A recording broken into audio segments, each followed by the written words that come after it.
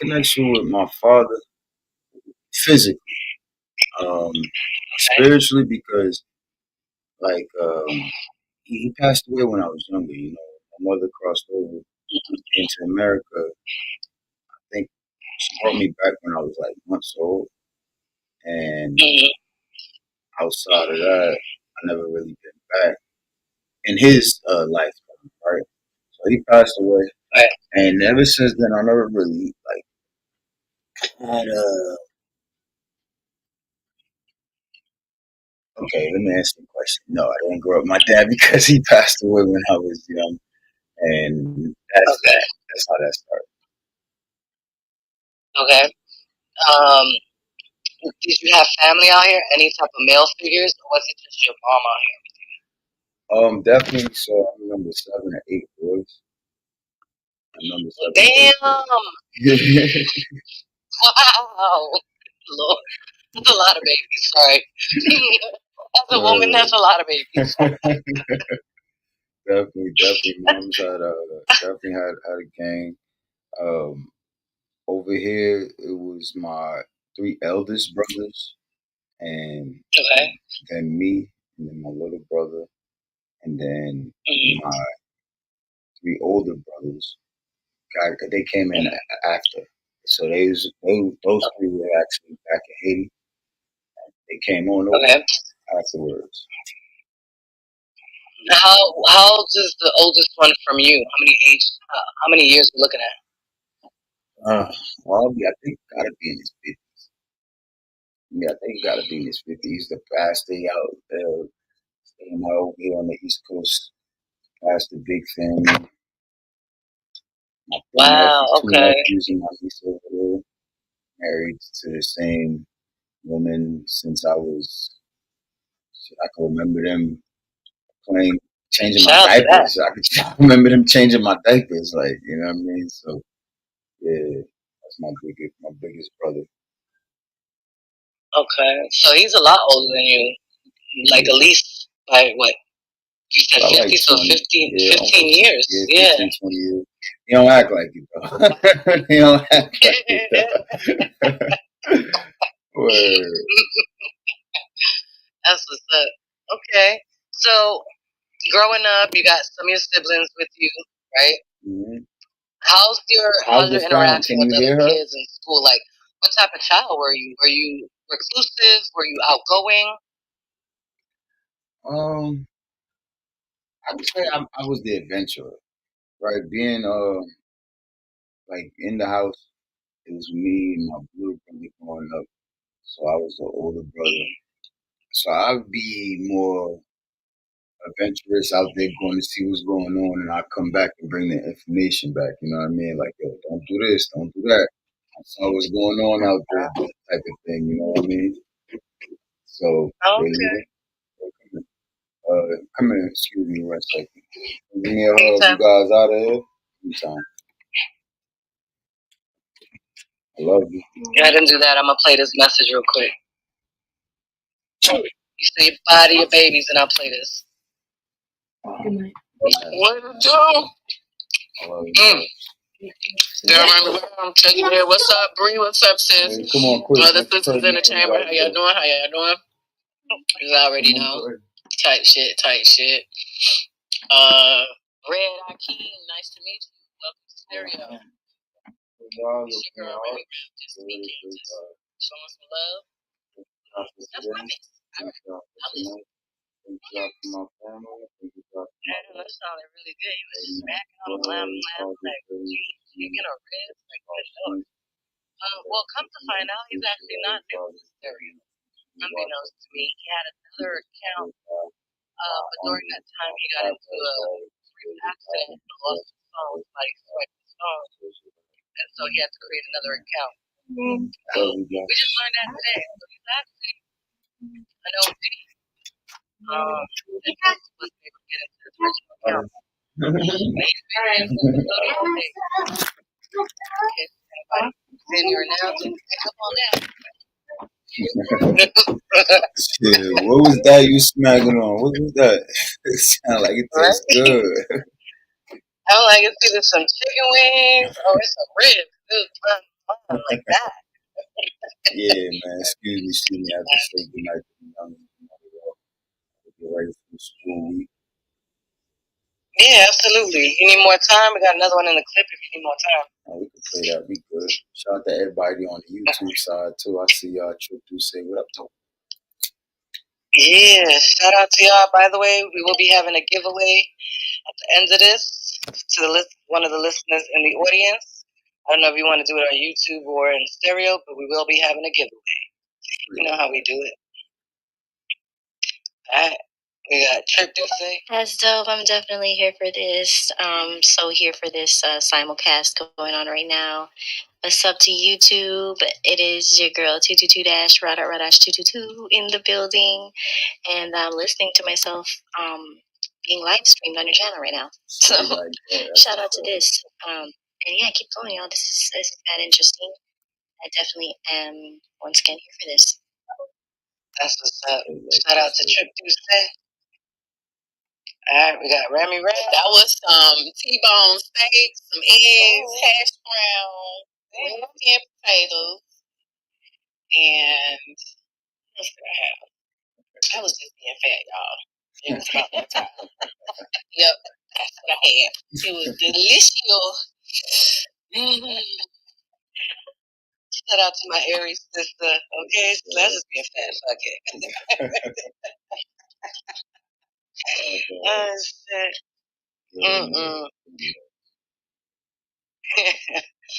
Alright, so you stated that you were kind of like the informer, right? You would go out there, come back and say, yo, watch out for this, watch out for that. Word. How were you as a teenager, though? I'm talking like high school. So,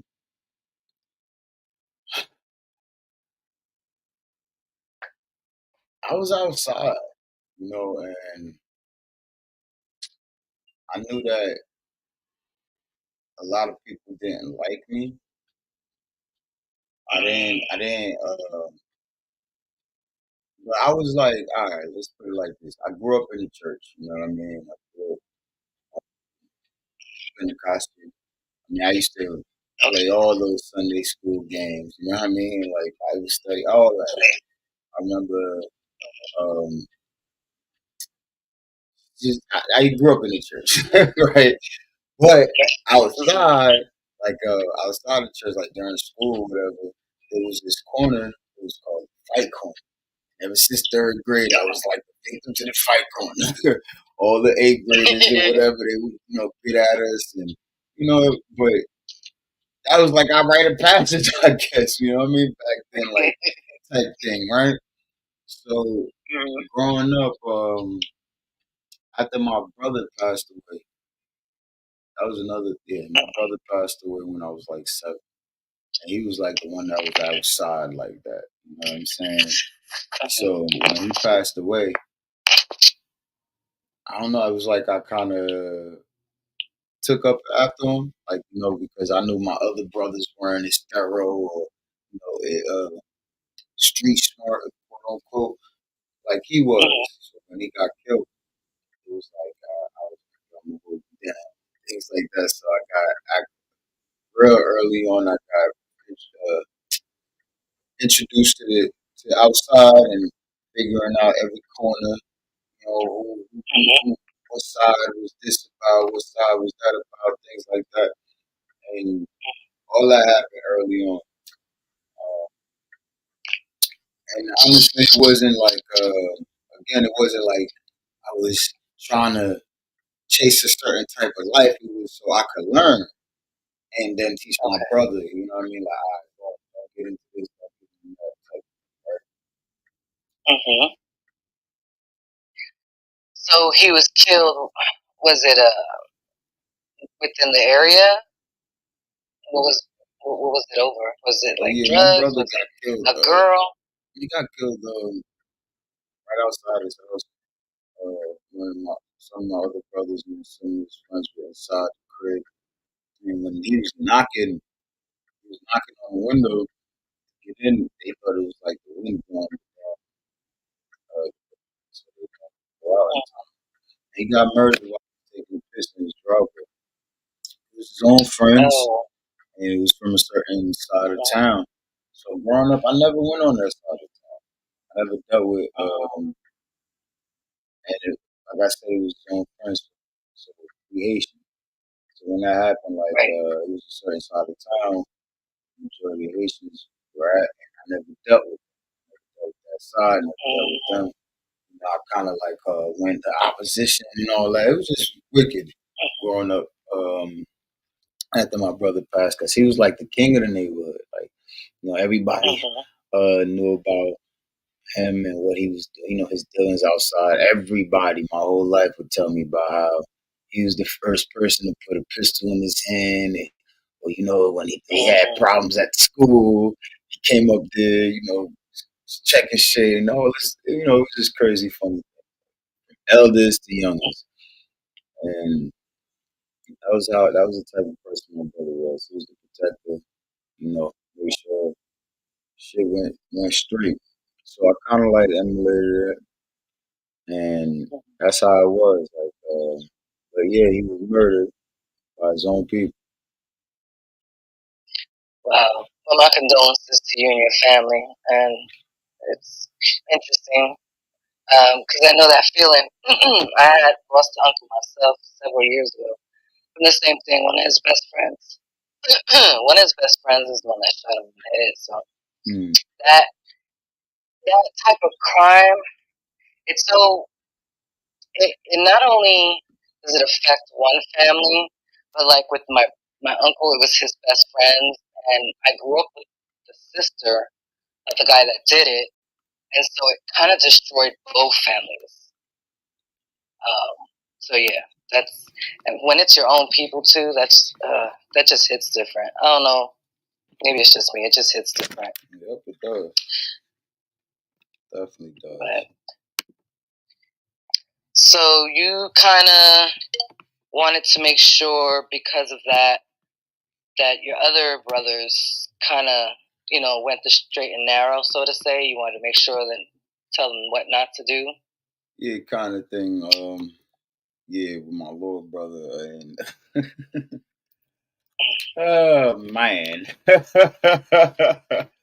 Like What? I be laughing because every time I think about it, I just be like, man, I could have just stuffed my face in the damn computer somewhere. Because my little brother just turned out. Oh, shout out to my little brother. He'll be coming home in a couple of months. Actually, this should be his max out date this month. Actually, yeah, he does have a max out date. He just did 5 years. Before that, he did another 5. And that's my baby boy, man. It's just everything I told him, he just went and did the opposite type of thing. And oh my God, bro. Like, yo, I'm telling you how that brought me so much. Like, I know a lot of in these days we like this word trauma. It brought me so much trauma though. Like damn it. Every day every hour my phone would ring. Yo, King, your little brother, man. Come on, man. Yo, King, yo, you know you my man, yo, but your little brother, man, yo. It sounded like he was wilding. Oh my gosh, man. And a lot of times after a while I came to understand, I'm like, yo, his little ass would do that because I'm his big brother. Because he knew. He knew. Yeah, I was gonna say that. He knew. Oh man. Shit. Yo. Shout out to him. Yeah, definitely shout out to him. He got two boys as well. My nephew, Abel, same age as my boy Loyal. My other nephew is a baby boy. He'll be coming home to meet him. He'll be coming home to meet him, man. It's dope. I told him all that crazy, all that. It's up for all that. He got a CDL now, and you know it just so happened that it was a violation, and all that shit is over in the past. You know, we're going up from here. Shout out to my little. So when he comes out, he's no papers, or he still has probation? Yeah, no papers. He's supposed to come out on papers last year, but I don't know why these people do what they do. Maybe they was hating on him on his way out, and he had got into an altercation. They hit him with a stiff, and he just decided to max out. Right. Well, at least when he comes out, he's legit, no papers. Because a lot of times they come out, they have papers, and unfortunately, I know in my family they tend to go right back in. I mean, so. But they seem, it's interesting because I noticed when my uncles would be like completely done with all that shit and they had no papers, they seem to be more willing to try to stay out. I don't know how true that is, but. And I always mention my uncles because I had 22 of them, so. My mom. Outside. Yeah. My mom was one of 22 kids, and then my dad was one of 7. So there was a lot of kids. But yeah, so that's good. I'm happy to hear he's coming out. Hopefully, staying out. Staying away from that. Right. It was just when he was. I don't ever really talk about this, but here we go. When we was younger, though, I guess my generation era was we got sprayed with the gangs, with the gang life era. You know what I mean? So, coming up, I was rolling with the Crips. Rolling, and I mean, we had the city, and I was always, I had an influence. My brother would always put on my damn Chuck Taylors and Dickie suits and doing all this stuff, and I would tell him like, "Chill, we not doing that." Like, Right. Remember, I'm out here, doing whatever, so I could make sure you don't do it. Man, one time we had like a little meeting, just finished doing what we was doing. This is back in the day, young boy shit. And I come out from the backyard. Here go my little brother with old Dickie suit, top and bottom, Chuck Taylors, and I'm just like, yo, what the hell? Chill, bro. Nah, it's not like, what y'all we had doing. A meeting. What I missed? What I missed? Right. I'm like, how do you even know I was here, dude? Like, what the And one year I got locked up, and I come home and he's blood. He's just blooded out. Oh. He's just blooded out. And it's just like, wow, man. Mind you, fuck that gang life. You know what I mean? It is what it is. Right. To each his own. We got the pros and cons and all that. Fuck all that. You try to build a tradition, a legacy for real. But yeah, man, that's what happened in our neighborhood, in our era. It was either you was gonna be on one side or the other, and but that had to be pretty interesting. I mean, you rolling with the Crips, and then he's blooded out. Like, how was the dynamic? Were you still very influential in the Crip life when you came out, or was that not really something you were into anymore? I mean, just being I call myself Big Zoe of the city, you know what I mean? Like just somebody in my neighborhood, right? So even coming up, I stopped doing the little fake handshake that we all be doing, all that. Like, I was making sure that people pounded me. I didn't want to transfer energy to people if I was having a fucked up day, and I didn't want to receive anybody's fucked up energy. I was already that type of spiritual individual since a teenager already. You know what I mean? So I always had an influence, like. So a lot of times when I'd catch him in compromising situations, everybody would break it up or try to cover up for him. It took until like well off into my 20s, and then they started being honest with me about like, yeah, your little brother was blood. He was boo, boo, boo, boo. I'm like, what? So you was covering for him? I'm like, take you in the fucking so backyard. You didn't know for a while. Like, yeah, so I mean, it was that's how it was. Oh, Being okay. Haitian So in that life, it was it was crazy too. Like, I'd be caught up in the middle. It's like, yo, chill, cuz, stop. And this shit ain't worth nothing. And then on the other side, talking Creole, Professor, Right. Yeah, I mean, Wow. like you know, with some shit, but we bridged the gap, like you know, growing up. That stem from you know the whole American bullying, the foreigners thing. So you know, when gangs Right. came and flaked the cities, you know, guys chose their side, and Right. well, we grow up now. Everybody clicked up. Everybody, it's just crazy as hell how you see it now. Like, yeah, you know how many motherfuckers die behind that goofy shit? Like, what? But it's dope, you know. Everybody breathing and celebrating life today. You know, it's an awesome feeling. Right. Right. Especially being able to just, you know, be the age you are now, coming from that type of lifestyle. Because in my era, I'm old. I'm older than you. I'll be 47. In my era, it was, you know, just drug dealers. Just that was the shit back then. It was drug dealers.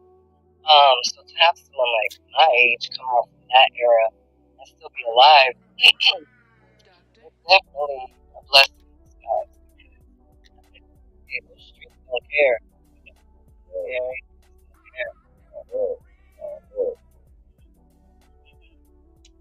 not care. We got one in the clip.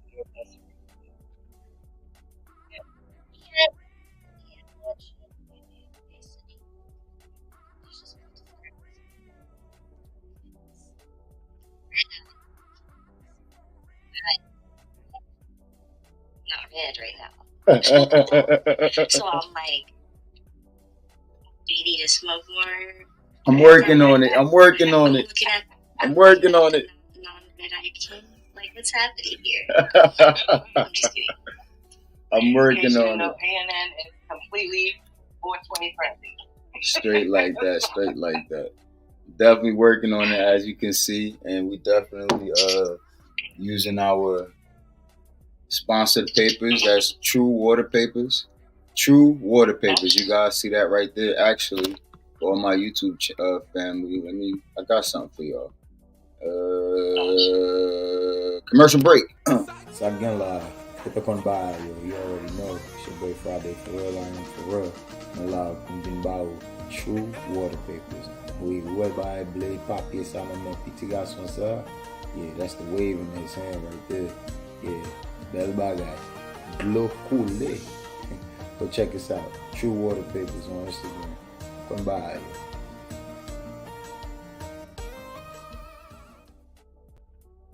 Live without water, so you get the wave in your hand. Guys, check us out again. That's True Water Papers on Instagram. True Water Papers. Look out for that blue sharky. You know it. So yeah, Red Eye King is definitely you know, I'm dimming, man. I'm dimming. Give me some time. Shout out to Tutu Raw hanging out with us. Okay, I'm following them right now. There we go. Okay, I see it. From pure fiber, from a chemically free and slow burning smoking experience. That's what's up. Right now we got there you go, Trip. We got the Slim wraps. We're gonna have the Waz coming soon.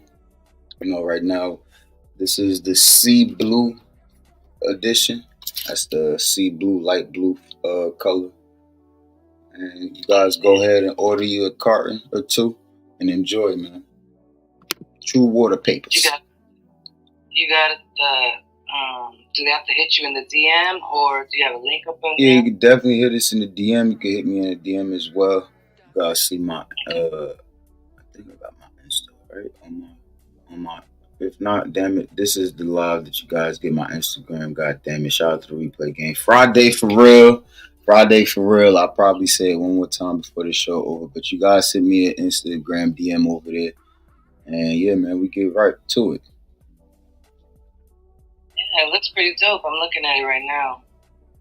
You know, we do the flower thing as well. You know, I might as well take this moment to show you guys who else we sponsored by. ATM Boys. Yeah, the ATM Boys. You already know. Addicted to marijuana, man. ATM Boys. Shout out to Hard Body. Rest in peace, Shorty Pimp.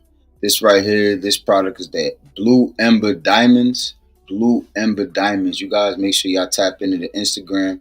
ATM Boys _ luxury smoke. ATM Boys with a Z _ luxury smoke. You guys go check out the diamonds, man. We got the THC diamonds. First one to bring that over here to the East Coast, man. You already know how we doing it. We got Blue Ember Diamonds, Empire Gold Diamonds, and the Phantom White Diamonds, man. We take it to that luxury district. Yes, we do ship. Check us out. Tap in.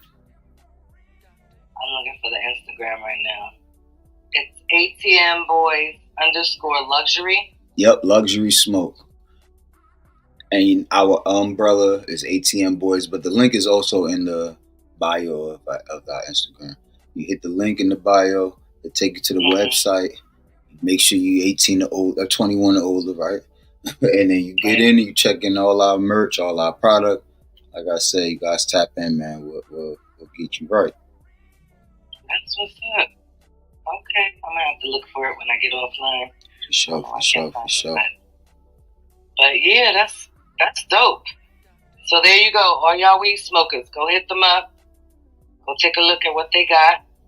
I'm sure it's good. A slow burn. I remember when I was a pothead, that meant a lot. So I'm sure it still does. Facts. I'm sure it still does. But okay. So, and then what was the other sponsor you said? It was ATM. What do they do? Is it the same thing? Yeah, that's our flower sponsor. That's the brand that I rock with. Stand behind with the flower. You know, a lot of people out here doing a lot of snickle frickle, but we taking you to the top tier, man. Only luxury smoke, only top shelf, only. It just depend on, you know. Oh, you're talking about weed itself. Oh yeah, the flower. Yes. Okay. I just sent you to your DM. I just actually sent you the because I'm an ex-pothead, so I don't know the new language. I'm an old pothead. I ain't smoked since I was 20. Respectfully. Here, I'm gonna follow you guys. Okay, there we go. Cool. Okay, so you guys have your own product. That's what's up. Yeah, we actually were the first to have the weed vending machine. Actually, first to roll out the weed vending machine. Yeah, that's the umbrella brand. ATM Boys. That shit look like it got diamonds in it. Oh yeah, diamonds are forever. You already know I'm female. I like diamonds, but damn, that shit is sparkle. I'm looking at the videos on the on the Instagram page. Yep. Some big ass nuggets, and when I say they sparkling, yo, they are sparkling like Swarovski crystals, yo. Like I'm not even kidding. Right. Shiny. Right now, actually, shout out to this brand called Swarovski. They actually the second ones to come out with the official THC. But those guys from New York, though. That's what they do over there. We've been doing what we're doing over here and across the 50 states. And you still in Jersey? Mm-hmm. So there you go. Support your fellow Jerseyans, y'all. We know you out here deep with these Jersey boys. Sheesh. But damn, I'm looking at the website right now, or the Instagram page. Mm-hmm. The other one is I sent you with the green leaf. That's the umbrella brand. And you could tap the link in that bio and it take you straight to the ATM Boys 973 website. We are a 24-hour delivery service. You know what I mean? So, yeah, tap in. Okay. 24-hour delivery. That's what's up. I'm looking. You guys are, what's the gold? It looks like there's like this gold-looking substance. What is that? The gold one is the Gold Ember Diamonds. Gold Ember. I'm going to show you guys over here on YouTube. That's the product right here. The Empire Gold Diamond. Empire Gold Diamond. Yeah, you guys right there. Like I said, we only take you to the luxury district, man. We have it in the blue diamonds. We have it in the gold diamonds. And we also have the white diamonds on deck. You go check them out on the gram, y'all. Them diamonds dancing. This is nice. Thank you. I like this. I don't smoke weed, but damn, them nuggets look so pretty. They just look so pretty. They do. They're all shiny and gold and diamondy looking, like they're nice. I like that. And then you got one where you can actually, it's opened up. You can see the inside. You already know, you guys. Make sure y'all tap in. Salute. Shout out to the replay gang. Everybody that's tapping in. Y'all go follow Bree Talks, man, on Instagram. It's Bree underscore talks. Bree underscore talks. Right now, she interviewing me, having this dope conversation on stereo. Some things I probably never even said online before, or even out in person. But I feel comfortable doing over here with Bree Talks over at the ANN Network. That's over here on stereo, man. Tap in. Help me grow too. Subscribe, like, share the video. It's your boy Friday for real. But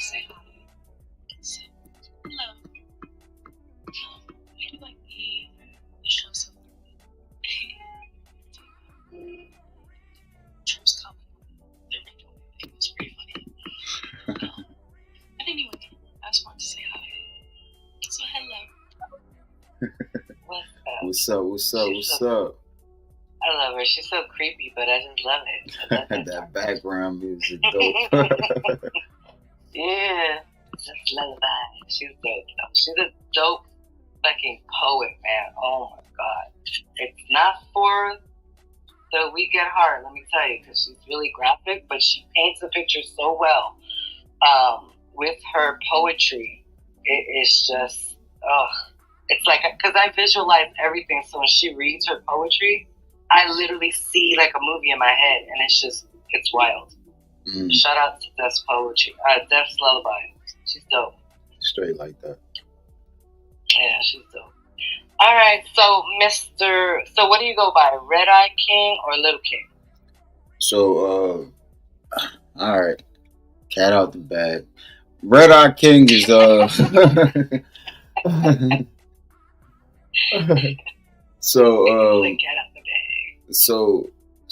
Red Eye King is so King is my name, right? King my name. I started doing the Little King character because I was tired of the echo chamber, man. I was tired of the echo chamber. Like, it was too much guys overly simping and women not being honest, or afraid to share. Even if they wanted to keep it anecdotal, they would embellish too much just to appease the crowd or these niggas. And I would end up having genuine conversations with people that had some type of shit going on already. So I was like, you know what? And then it was like the rise of the troll era. So when the trolls was rising, that's when Little King was born. But when I was Little King, and I would stand for the truth with no filter. You know what I mean? Like, I wouldn't care who you are, what you stood for. If you aren't standing with the truth and you don't have any facts behind it, fuck your personal experience, fuck your anecdotal, keep it general if you can't, you know what I mean? Like, to try to drive for the truth. But man, people just didn't care. People, they don't care. They just don't fucking care. When you say the truth, what does that mean to you?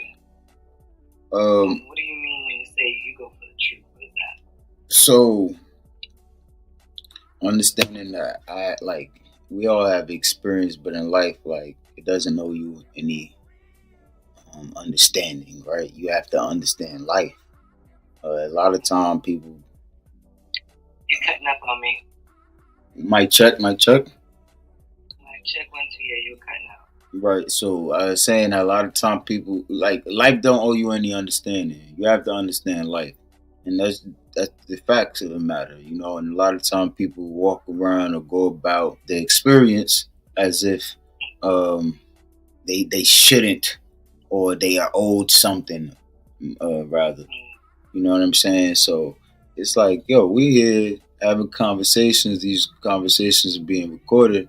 It's best to be a advocate for the truth than some bullshit. Because you know what of the generation after us. But like I said, they don't care. Right. No, I get what you're saying. And so you go by Red Eye King. Red Eye Right King. now. Red Eye King. Red Eye because, you know, with the whole red and blue. Like since I was a kid. Cutting up on me. You cutting up on me again. Okay, let me put the phone over here. We ain't never have a problem while we was here. Mic check, mic check. There you go. All right, you good now. Yeah, so Red Eye, like I guess, with the whole red pill, blue pill, you know, I chose red. Again, red is to stand for the truth or to see the world how it is, opposed to you know having the glamour set over it and you making it up as you go type of thing. So Right. Red Eye King, I like that. You know, I see things for as it is. You know, I'm passionate. The color stands for passion and things like that. Okay, I see that. So you The King thing comes from you know my family thing. You know, I'm Ogu Empire. You know, we're trying to build an empire here. You got the queen, the princes, the princesses, and you know, got everybody in the kingdom. It's the theme of how I run my family, my legacy. interesting. And you did say it was. I don't know if it's your name, but you were mentioning that it was your name. Yeah, that's my name. Yeah. Okay. All right. So you're a red pillar, or you just believe in some of the philosophies of red pill? Man, the definition of things nowadays is so warped and out of whack. I don't even know. Like, yes, I know. I'm a woman. At least today I am. I don't know what it is tomorrow, but I'm just saying. Right. Because as far as like the red pill, like we go with the Matrix, right? We all know the Matrix. When Neo took the red pill, he was able to be an agent for against the system and you know things like that. And if you took the blue pill, you would be like a bot. You know what I mean? Right. And like since I was young, death was a thing that I had to deal with early on. Like I told you, my father passed away since I was a kid. So you know that was something that like it wasn't like it was I miss my daddy and I don't have a daddy. It was I just don't have a dad. So those experiences of fatherly love and things like that, it wasn't like it would bother me or anything like that. It was just I'd see it and I'd take it in from those. Put it like this: it made me understand that one day I'd be a man and I'd have to be a father too, as well, right? So that's how I would take it. And then when I was like 9 years old, my cousin, you know, passed because they botched the surgery. I think they like dropped the scalpel in him or something, like one of those crazy freak accident type of things. You know what I mean? That happened to him. And 3 months later, my auntie passed away. Salute 187. What up, though? Wagwan, Wagwan. Salute 187. I saw you over there on Team Fatty Show killing it, man. What up, though? Shout out to you. So, yeah. Yeah, 3 months later, my auntie passed away. And it was like, you know, so death was like something that I just knew that people were going to pass, you know, like that's just a part of life, right? Like growing up, like 16, first time somebody passed away in my hands, right in my arms. My own boy. Happened again later on in life. You know, another homeboy took his last breath right in my arms. Just got off of work. So, like, you know, I always had an understanding for the reality of things. Like, you know, I was always the one that would console certain people. I was always the shoulder to cry on type of thing. You know what I mean? So, That's kind of like why I go with the red pill stance. I'll take it for what it is.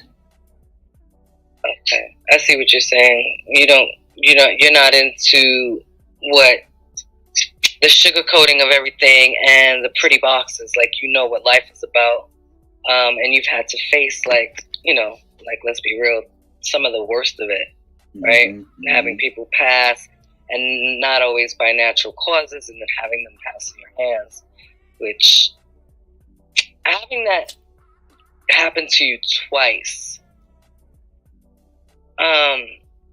did it leave a scar? Did it leave an impression on you to where now that you're older, you're like, okay, that might have came from that?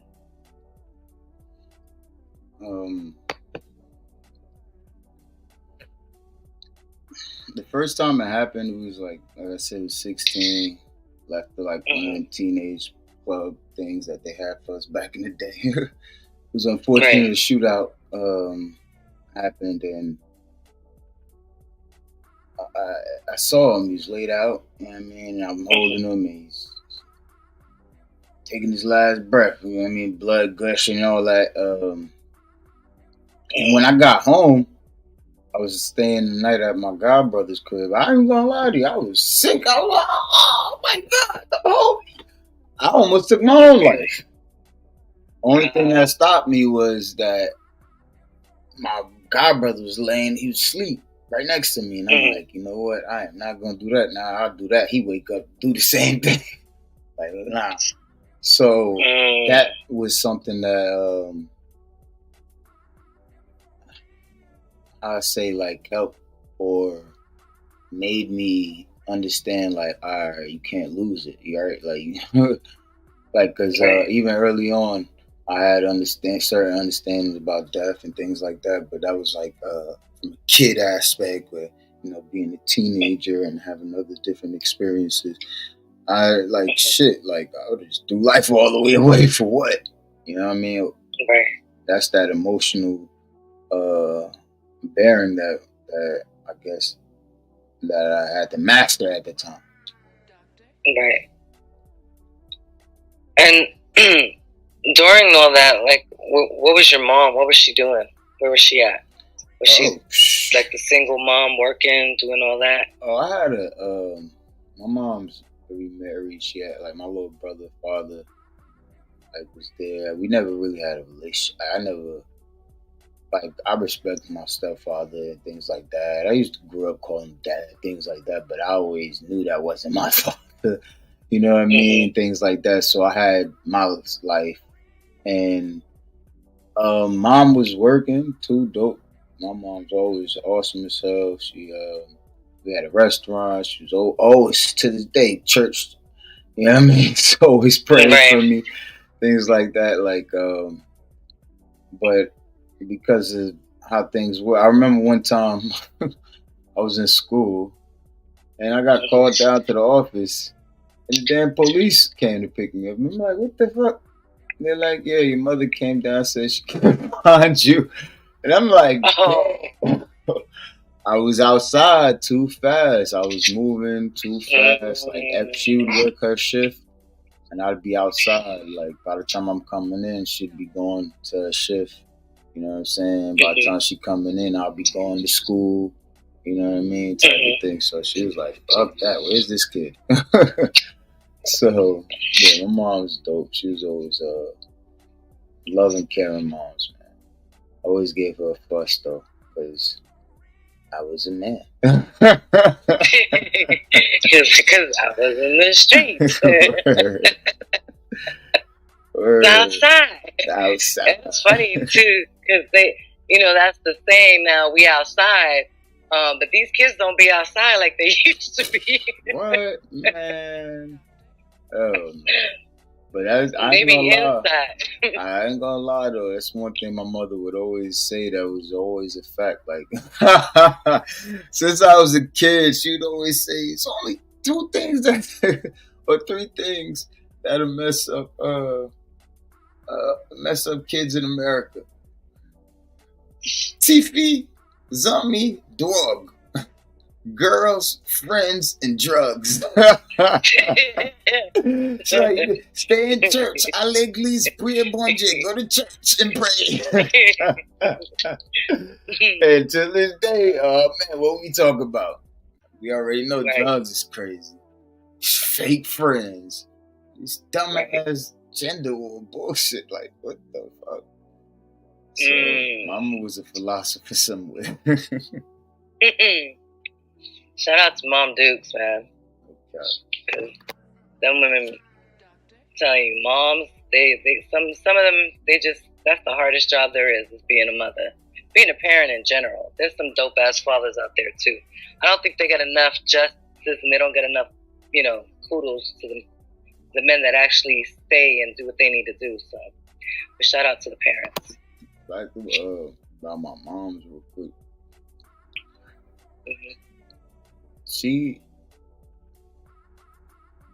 I remember one time having a conversation with her. I said, "Yo, you know you my God, right?" She's like, "What?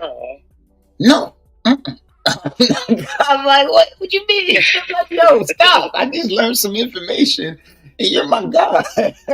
She's like, nah, I'm paid by God for you. And like, we always used to have these conversations like, I became growing spiritually, you know what I mean? And I would always like, had these religious conversations where she would not be off me, like, but it would be my way to try to get closer with her, right? But then again, you gotta understand, like, they be stubborn for a reason. Like, what was that? Was no need to argue. Parents just don't understand. Right. That's how it is. And as I'm a parent myself, I know my son probably like that. Dad. You just don't get it. Yeah, you don't get it. Like, nigga, no, you don't get it. Like, don't put it with me. But Mom Dukes, like, when we was younger, she, like I said, always kept us in church, man. Like, always. Like, that was dope. Like, I mean, I had my spiritual connection to the Creator. And not only that, like, I could just have memories back when it was just me and her in the basement, and just another time when my brother came in with her. Like, we Haitian, so my mother very traditional, very cultural. You know what I mean? Like, my brother came in one time with his hair twisted up and like some colorful rubber bands, and she's like, "Yeah, Ma, come look." He turned off all the lights in the house. He took his hat off. My mother whooped his ass. Yo, all I remember, like, back with the wooden folding chairs back then, like, yo, oh man, she broke that shit upside his head. Like, who told you go grow your hair type shit? You know what I mean? She was always an entrepreneur, man. Always an entrepreneur. She would, I would always give her hell for making my clothes, man. Like, remember back them like how people be wearing the dashikis now, or like the fake African tribe garments. Like, I've been wearing that. Like, my mom used to make these traditional vibes for me. Like, I used to go to school dripped in that shit. Like, them pussies used to give me hell for that. So yeah, she had a boutique. You know what I mean? Two, actually. The second one she had, unfortunately, had got shot up one time, man. She was down the hill, man. Like, yeah, man, fuck that down the hill. So it was down the hill, and how it be going down the hill. Everybody got it down the hill in the neighborhood near them. So. Right. and it's never the greatest area either. Yeah, now this I come to the store, like 2 bullet holes in my mother's store. I'm like, oh, thank God. Got her up out of there. She had a restaurant. We had a Haitian restaurant, dope Haitian restaurant, East Orange, New Jersey. It was awesome for a couple of years, man, like 10 years running. That's what's up. All the homies used to come over there and eat. All the homies would talk about my mother's restaurant. We'd have our times over there, our specific table. Nobody sat at it. but the gang, like it was awesome. The VIP section. Straight up. VIP section. That's funny. She always working, man. Always working. So that's why I'm doing my best to work harder. Just give her a break. Have her kick her feet up. But even when I used to say that, like, Mom, I'm gonna get you a house, and this shit, like, man, just give me babies. Okay. Aww. Like, just give me babies. I want grandbabies. That's what I want. But every time I try to talk to her about one of these shorties, she always give me some bullshit. She always, like, the sisterhood be strong no matter what, dog. Like, hell no, man. I know if she up to no good, you talk about, no. Kick her out. I'm coming. Why is she here, man? Why is she here? She's a good girl. She's a good girl. Shout out to Mom for holding it down for the womanhood. Not all moms are like that. You see, but nah, definitely, like, my mom's like, that's something that it would make me understand femininity early on, like, even when, how we be having these conversations now as we are as grown, but shit like just women are just women, you know what I mean? Like, it is what it is. Like, right. It's when the man and the woman come together, like, however we do it, like, that's the complex of an experience that really deserves an expression, like, you know what I mean? Like, it's just a beautiful fucking thing when you think about it. Right. And yet complex at the same time, because you have two creatures that are kind of opposite of each other to come together to make one. So, and if they're not in the same, they don't, for me, if the energies are not meeting, I think that's where the problem lies. Where do you fall on that?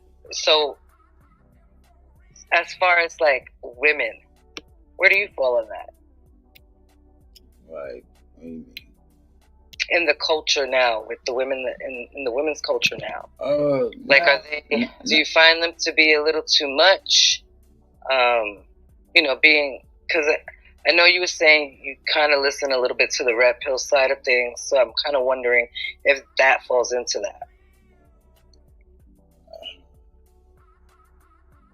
Like, what are your views on the modern women now?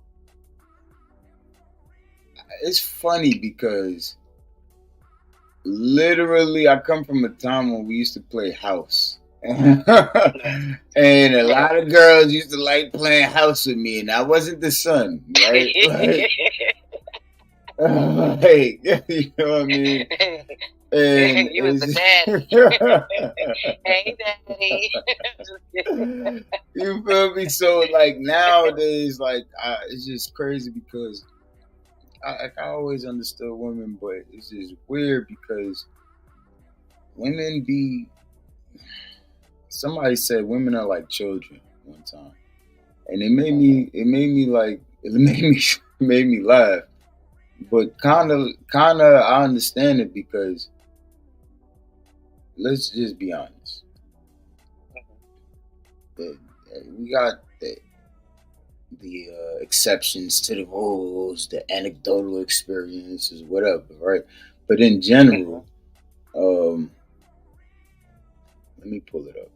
A woman is a woman's purpose, right? Excuse me. What happened to my notes? Excuse me.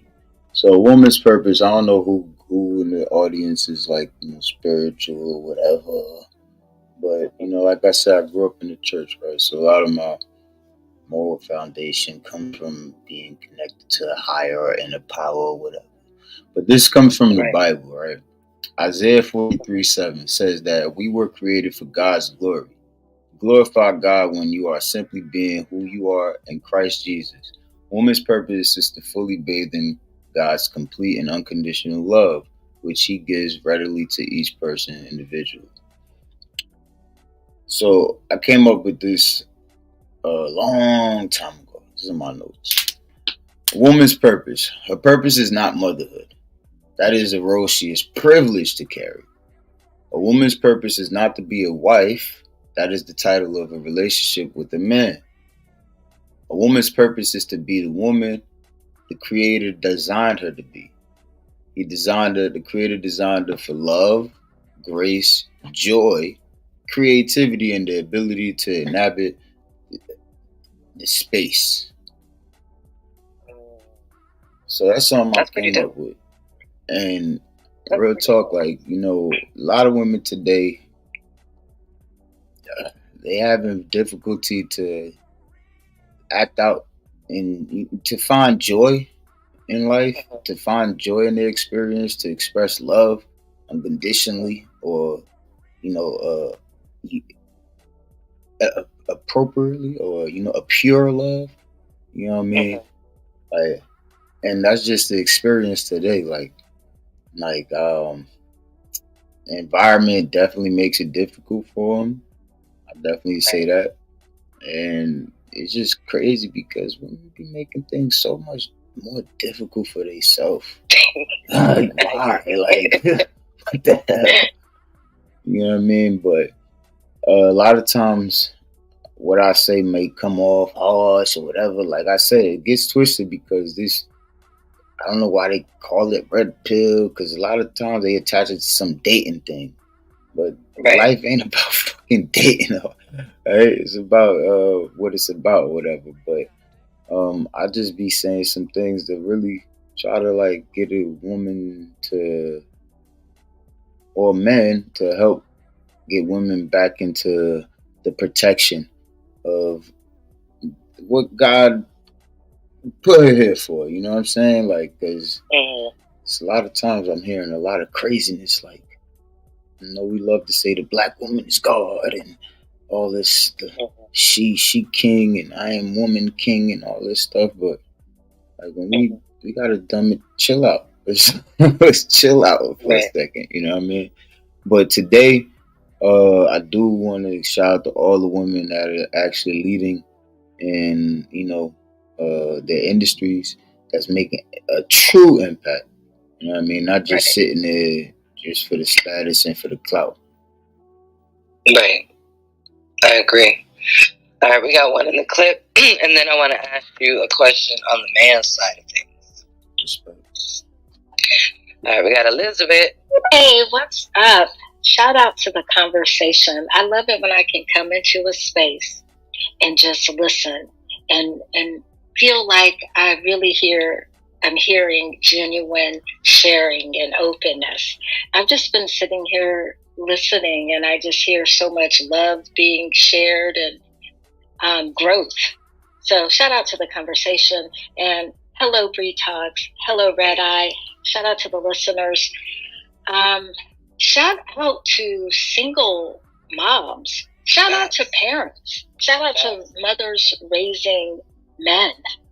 Mothers raising men. Shout out to that and the love between a mother and son. And, you know, that relationship, being a parent, is just so special. But something about a woman raising a man, a young man in this world, that's a beautiful thing. Peace, everyone. Definitely. Shout out to you. Shout out to you, Elizabeth. I agree with that. So I had you speak a little bit on the females, on your take on the female side. What about the men? What's your take on the men now, your age, your era? What is it you think that they can do a little bit better to help the dynamics between the two? Stop arguing. Like, stop worrying about that. Oh shit! Excuse me. Hello, how you doing? How may I help you? So again, hit the con by you already know. It's your boy Friday for real, I am for real. No love, Kumbimbaو, True Water Papers. We whereby blade papier salon petit garçon ça. Yeah, that's the wave in his hand right there. Yeah, bel bagay. Glow cool. Go check us out. True Water Papers on Instagram. So The fellas, man, need to stop arguing and jumping into these trending hot topic on the gender war and all that, and actually focus more on themselves. You know, a lot of times men don't understand. Like the young guys don't understand that as a man, when you get older, you're gonna probably have a giving up feeling, right? You're gonna want to give up, and that's because a lot of times the guys don't take. The older guys don't take the time to really try to communicate or break that down. You know what I mean? There's guys too into, this happened to me, or I'm gonna stand up for this. Like, no offense to nobody, right? But I'm gonna stand up for mining, and I worry about homosexuality, and I'm gonna stand for men not like men being fat. Like, it's just like, what? Why are we not standing up for men? What the fuck is going on, guys? Right? Try to figure yourselves out. Like, that's what I'm saying. Like today, you got a whole spew of men that will actually walk in heels because that's like I was watching something that it was an open forum, but something in the thin line like said that like you had to like it wasn't allowed to men, but it was an open thing. So the guys went in heels. It was funny and cool, made a statement, but why not actually do what you got to do as men? Like, instead of putting on a wig, like, you're doing too much, like, for attention. Maybe I'm not saying it right. It just really bothers me though, because like shit, yeah, I've had my experiences and things like that, but I haven't gone to certain levels, right? And shit, I understand that it's still a struggle, but again, men today just a bunch of fucking pussies.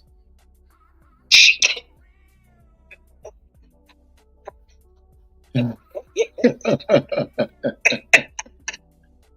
is real, man. Like, honestly, I don't want to say it. I don't mean to blood out like that. I don't want to say it, but I mean, but I mean, let's be honest, right? Because when there are men, straight heterosexual men that are into their masculinity and they embody that, it's been demonized. And I wonder if that's what stops men from doing that as much as they used to. But then I think about it too, because if you are what you say you are, you'll stand in it regardless of what's being thrown at you, if that's your true belief, right? So, but I do have to, I agree with you there. I think, unfortunately,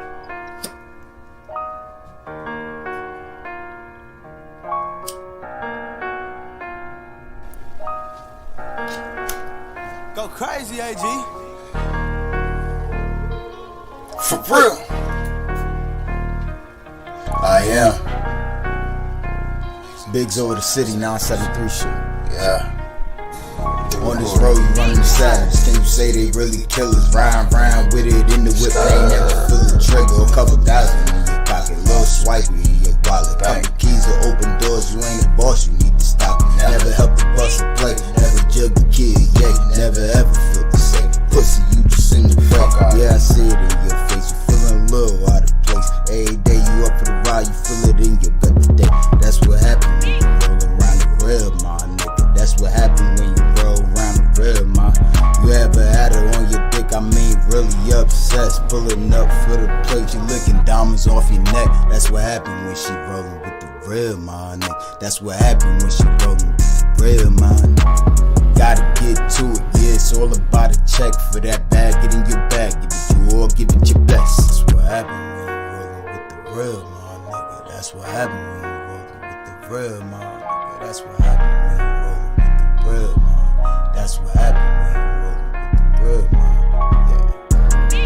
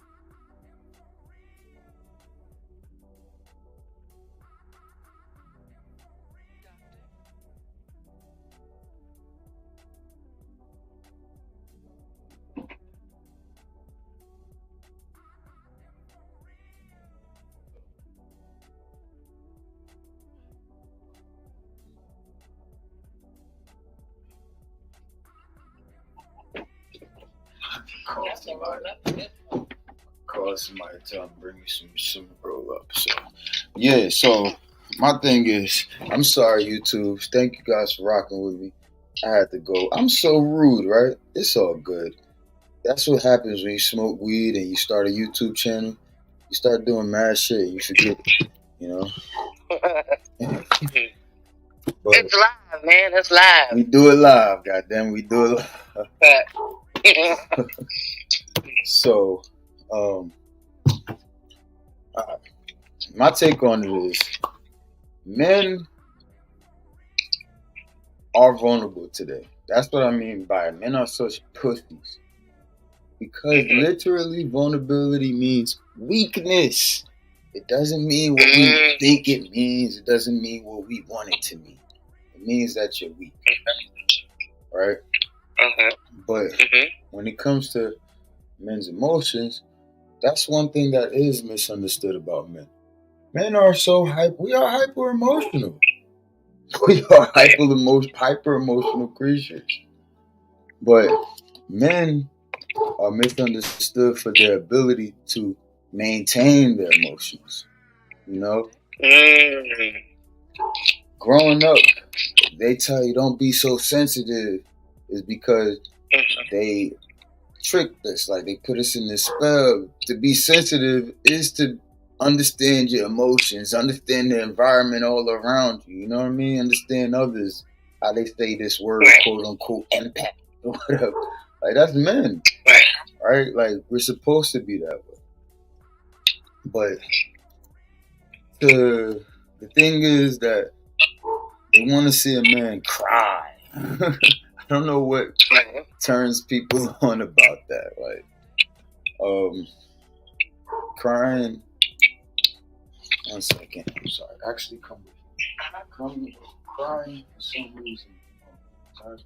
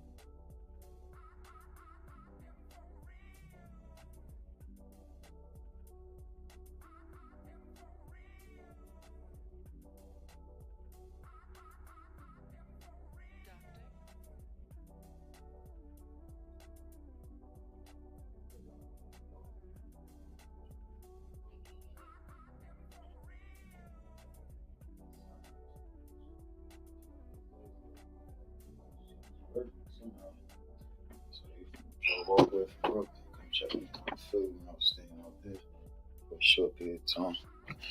Brought her out there, and yeah, man, she been with me since. Is your white one albino? Yeah.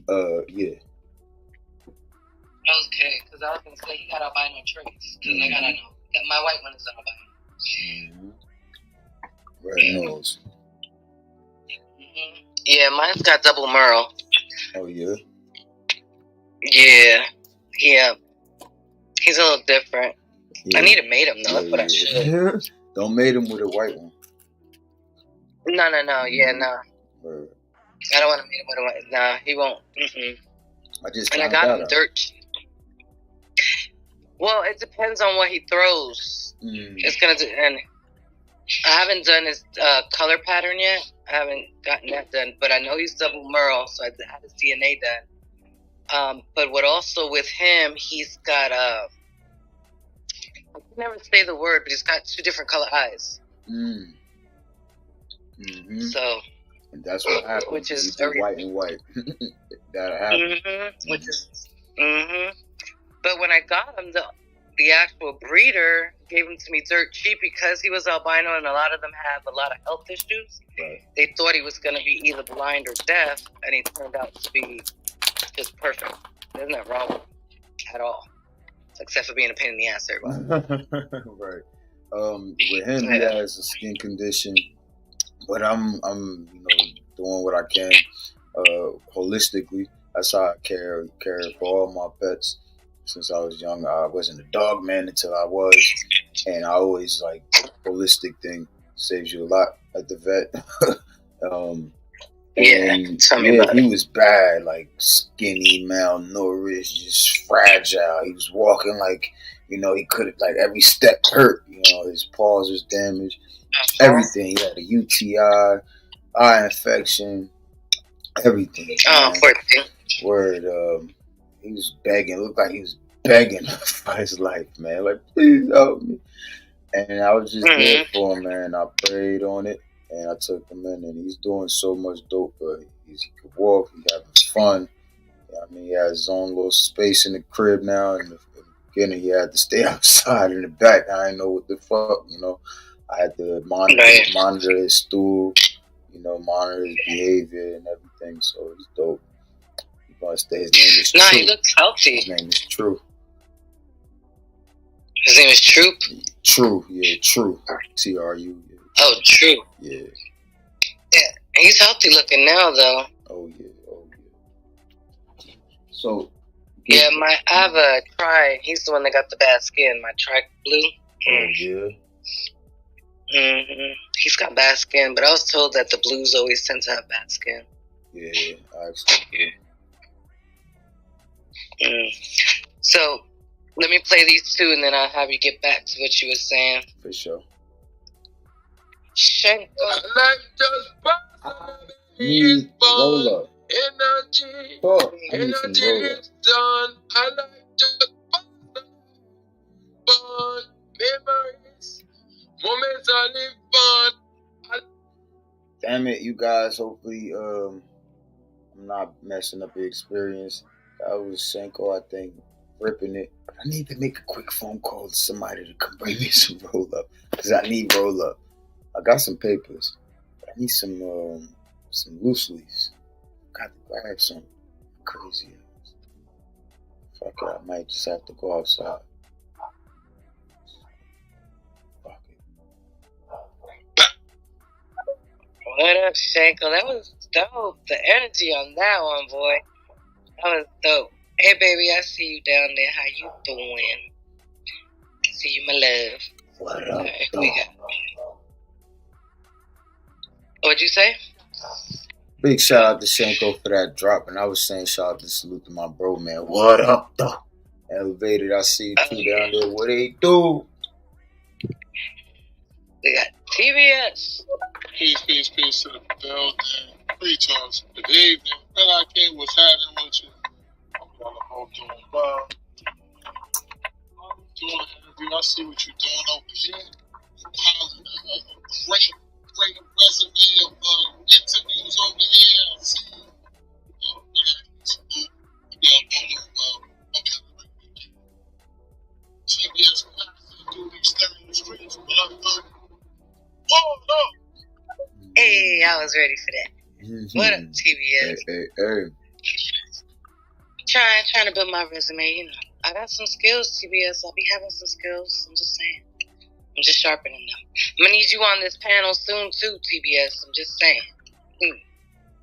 Shout out TBS, man. Long time OG, man. These stereo streets, no cap. One of my big dogs, man. For real. Yeah, facts. TBS. All right, we got another one. Hey, it's cool if you want to go south. I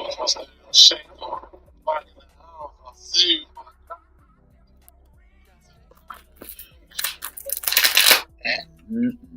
I can't wait for the Palooza. It's gonna be so fucking lit, man. I can't wait. It's gonna be litty.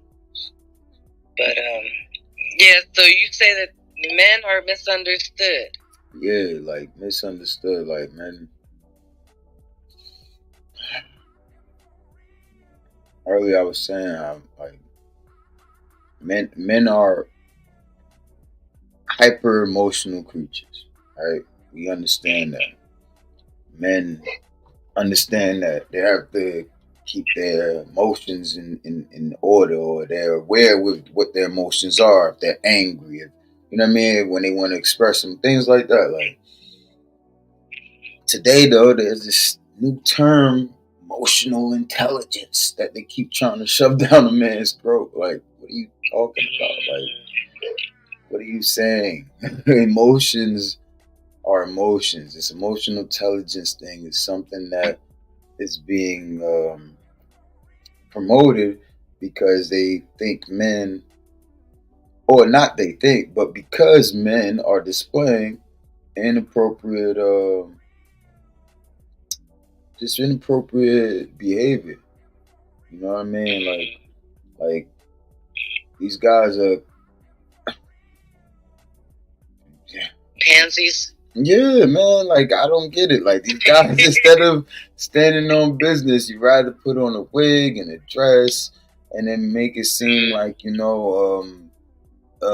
my mama was this or whatever. So I'm putting my mama, like, forget all that. You could have got somebody to act and look close as your mom's. Like, forget all that. Like, it is what it is. Like, but, and this ain't no shot at nobody. It's just that out here people are doing things to try to take easy way route.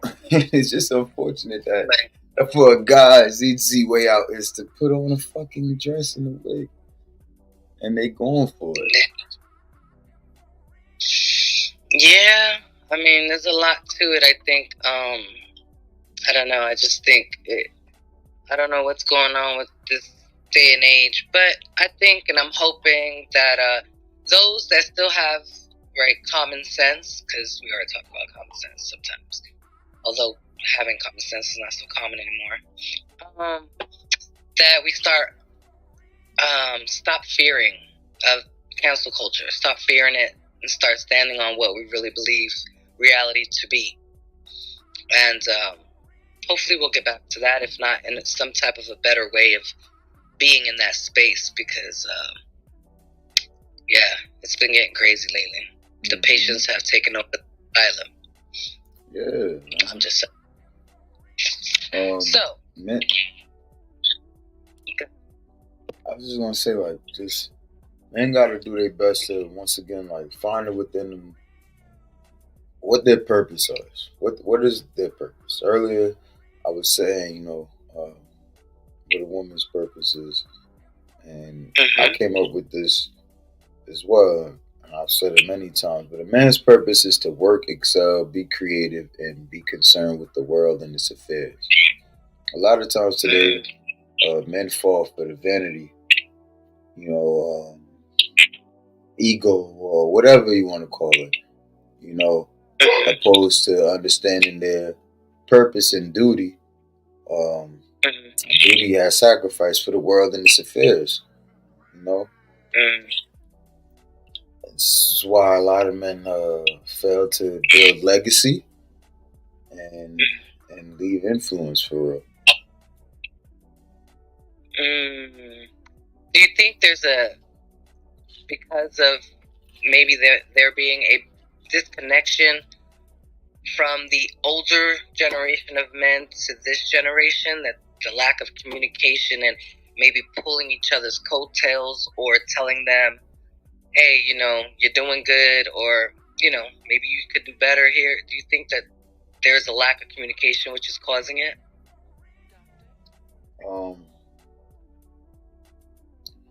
When I be thinking about the communication through generations,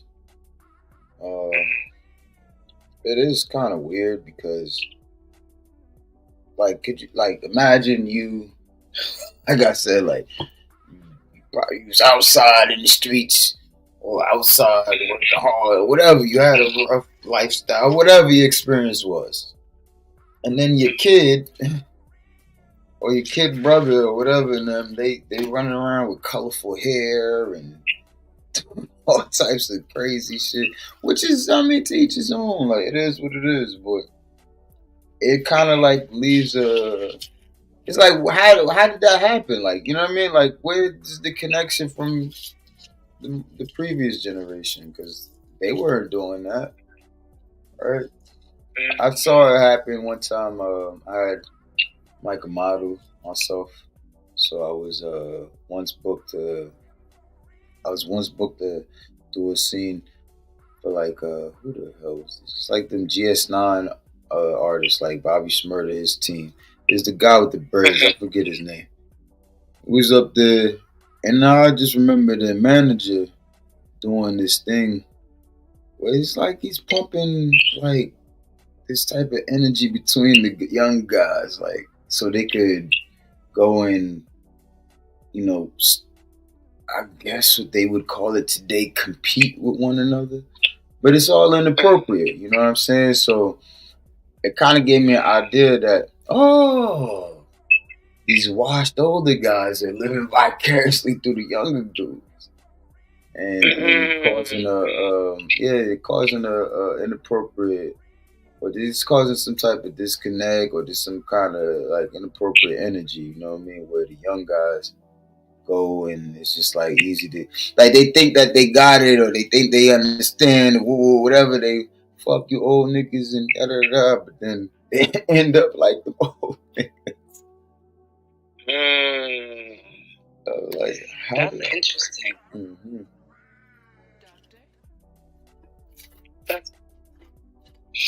All right, we got 2 in the clip, and then I want to hear about your music and how you got into that. Okay. Hey, what up, Shanko? I know he's not here anymore at this time, anyways, with me leaving this message. But shout out to his greeting. Yes, I mean I felt that. I don't know if can we replay that? Can we please? Can I put in a request? Shanko's recording. I'm happy she asked for a replay, so now y'all get to hear it. You feel me? Me too. Hello, everyone. I'm sitting here trying to make a phone call and shit. Awesome evening. Shout out to you, Elizabeth. Shout out to you. Absolutely. I'll play that again. That shit was lit. For sure.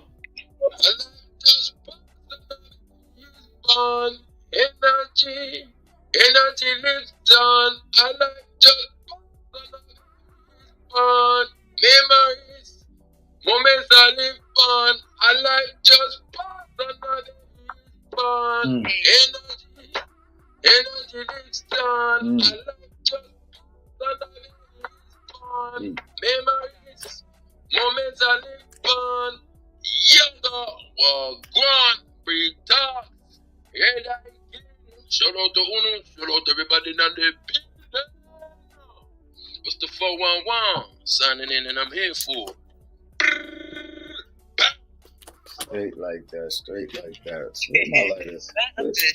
Light to them, light to them, light to them. Yeah, I love you some Shanko, boy. His energy is contagious, man. Straight like that, straight like that. That's what's I love it.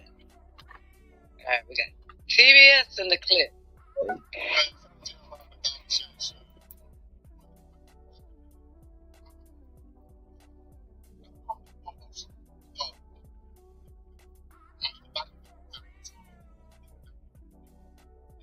Show emotion.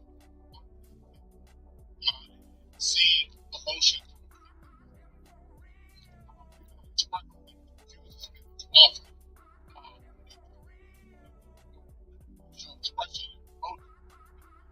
So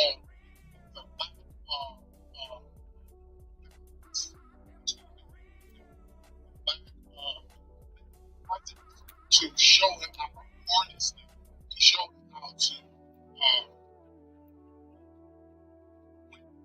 use them. I think that's what we're seeing. The lack of presence, learning in society.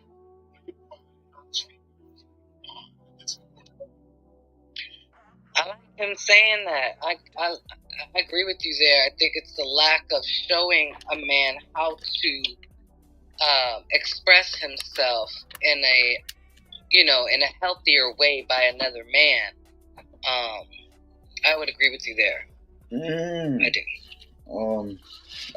For sure, definitely agree with that. I would also add on that it's so the thing where men and women differ, like, is masculinity and femininity.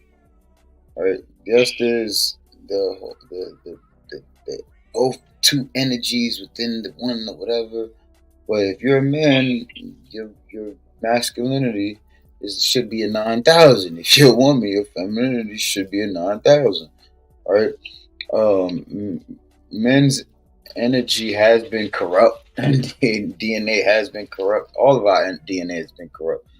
You know what I'm saying? And it's causing men to inappropriately display or express themselves, but it's within the man's masculinity for him to be able to have those bearings on his emotions, right? And there's going to be in the man's masculinity for the man to express those emotions as a man, right? Because again, that's just what we do. Never, a lion not gonna act like a tiger. You know what I mean? I would agree with you in some aspects. I mean, I see what you're saying, but I also see his point in the aspect, because if you are not shown, right, as a young boy, how to harness that, and you're being led by predominantly female or, society, and they're telling you, oh no, you need to bring down your masculinity, then you really don't know. You don't have someone that's telling you, hey, this is what you have to do in order to release that. Because anyone who doesn't release their emotion, be it male or female, it becomes toxic. So it's toxic energy that you can't release. Okay. Right, like, yeah, again, I agree with TV is saying. I was just adding on again, like how today is the men's DNA is so corrupt, you know what I mean? Like, but yeah, there's this thing where they say, I forgot what it's called. They try to say, like, the whole can't display the emotion thing. I think that again is a sense of sensitivity where, you know what I mean, like what is it that you want to see from a man, right? Right, and even when a man, like, for example, let me slow down. I wanted to address that part, like with the whole growing up with women thing. Like, I think Kevin Samuels is a good example, recipes, because he said that he grew up with women and things like that, and a lot of people had a lot of things to say about his mannerism and all that stuff, whatever. It's never been recorded for this man to have any type of homosexual experience. You know what I mean? Respectfully of his mannerism or whatever, he always, was trying to be a steward, right? He was like, I think, like hall monitor or something like that. Like, you know what I mean? Like, and then he had a security job. Like, he always tried to up the ranks in whatever position he had held in business, whatever. Like, and then as a man, he tried to influence other men in the world. However, it happened before his demise. You know what I mean? So, respectfully, a lot of people may talk about how, feminine, but no, it's just in a man's energy to be masculine, right? Like,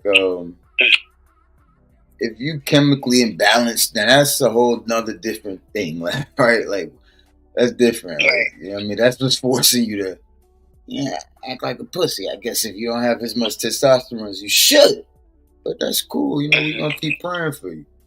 But a man's energy is definitely is about understanding his emotion, holding on. You know what I mean? Like, you're talking about, oh, you're not good to hold back tears, and well, we not. Why? Why should I cry and bawl out right now to make you feel good?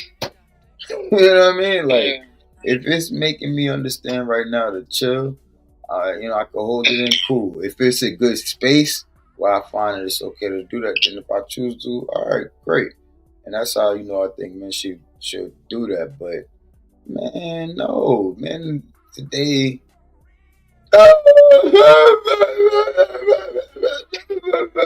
Like, shut the fuck up. Like, what we doing? What we doing?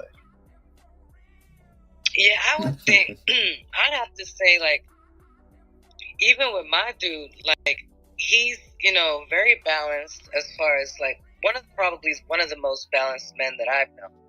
And I feel like he's very balanced with his emotions. I don't see him being so easily, you know, crying and being emotional, and he doesn't display it out there for the world to see as easily as some men. But for me, if he has to be and show that vulnerability with me, I feel like it's because I provided him that safe space for him to be that way. Like, I'm there for you to be like that with me. If something in the world triggers his, you know, emotions and he has to shed a tear, he will, but it's not to the point where I feel like, why is he acting like a bitch? It's, you know, he's always got his emotions, for the most part, in check. Can I ask you a question? Shout out to you, man, and shout out to all the guys, man. What does being emotional mean to you? For me, I'm not very emotional, but when I say being emotional, it's like, as a man, showing, you know, like, I had a really fucked up day. I'm confused right now. I'm in a space that I'm uncomfortable with, and I don't know what to do with. That's emotional for me. That's like, you know, telling me, you know what, my mom's in the hospital. I'm worried that she's not going to make it. And, you know, kind of tapping into that. That's emotional for me. And if he chooses to share that with me, then I feel as his woman that I should be there to help him go through that. And then, okay, babe, you got this? All right, I got you. And that's it. Pat you on the back, wipe your tears, now do what you do best. And be the man I know you could be. Because I think everyone needs to unload that every once in a while. When you feel in a space in your life, or when you're in a space you're uncomfortable with, and you need to express that, you need someone there to help you express that. But it has to be a safe space. It just does. He'll never have to worry about me saying, oh yeah, the other day you was crying like a bitch. Never that. Never that. Because that's just not who I am. And for him to allow himself to be open, you know, I'm never going to do that. I would never do that. And I think it's wrong for women or men. I think it's wrong for women in general to do that to men. Because you do have emotions. I mean, you're a parent. If anything happens to any one of your children, you're going to flip the fuck out. That's an emotion. Whether you shed a tear doesn't mean you're going to break down on your knees. You may or may not. I'm going into red But at the end of the day, you're going to feel that. So if you have a female that's there, that is allowing you to feel that in a safe space, and I want to give Bree Talks a big shout out. Like she's dope as hell. She's awesome as hell. It's going to help you grow. It's going to help you. But damn, these guys out here fucking shit up, man. And deal with that part of you. Do you think that it's okay for boys to be more emotional in their younger years? Or do you think it's okay? So do you think it's better for a man to be more emotional later on in life? No, as a kid, let a kid be a kid. No. I mean, for me, you let a child be a child. If he's a boy and he falls down and scrapes his knee and he cries, okay, you know, wipe his tears, let him know, you know, you didn't break your leg. I'm a tough mother, so if you wasn't bleeding and no bone was sticking out, you need to suck it up, buttercup. And I have a daughter, and that's how she was raised. Suck it up, buttercup. The shit ain't dangling, your leg's still attached, but that's just me. I'm not the average female. Suck it up, buttercup. Kids, yeah. So suck it up, buttercup, as a kid, and then as a man, you come in, open up to me, cry for me. No, see, but that's the thing. As a child, you allow them to let that out. You allow them to let that out, not to the point where every 5 minutes they're crying over a scraped knee. I mean, as a grown person, you're not going to cry if you scrape your knee. A child is. a lot of adults do act as if everything is a scrape. Well, that's where the unbalance comes from. Mm-hmm. So that's why I'm happy that you brought that up, because honestly, emotion is energy in motion. That's how I look at it. Right? Everybody got it, men and women, right? It's just men have this, women have this. But as a youngin, I think that's where a lot is happening, right? Like the emotion, I call it emotional disorder, right? Because that's what I call it if you have this as an adult, right? Because you're supposed to be sensitive, as I explained earlier, right? Have an understanding of the emotions, the emotion, energy, and the environment around you, within you, all that. But as a kid, you have imagination, right? That's why we said earlier, like I come from an era where we used to play house, right? Imagination helps you build a lot in you, like helps you understand things. But when you grow up and you, right, don't, like, you don't stop being a kid. Like let a kid be a kid. But you grow up though and you don't stop being a kid. That's where, like I said, it's an emotional disorder, man. Like now you really fucked up.